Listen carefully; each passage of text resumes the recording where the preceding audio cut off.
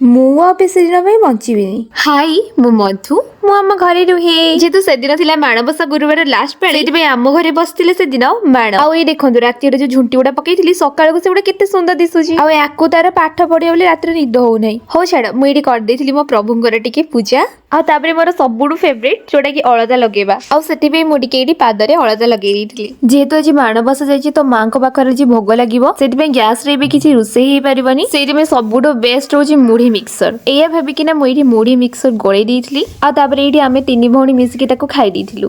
ଆଉ ତାପରେ ମୁଁ ଏଇଠି ଖାଇ ଦେଇଥିଲି ଟିକେ ଟେଷ୍ଟି କ୍ଷୀରି। ମୋ ମା ଏଇଠି ଏକୁଟିଆ ପିଠା କରୁଥିଲେ, ତ ମୁଁ ମାର୍କେଟ ଯିବା ପାଇଁ ବାହାରିଥିଲି। ମୁଁ କହିଲେ ଦିଅ ମୁଁ ଟିକେ ତମକୁ ହେଲ୍ପ କରିଦେବି। ତ ସିଏ କହିଲେ ଥାଉ ତୁ ଯା ପିଠା ଗୁଡା ଖାଲି ସିଝେଇ ଦେ।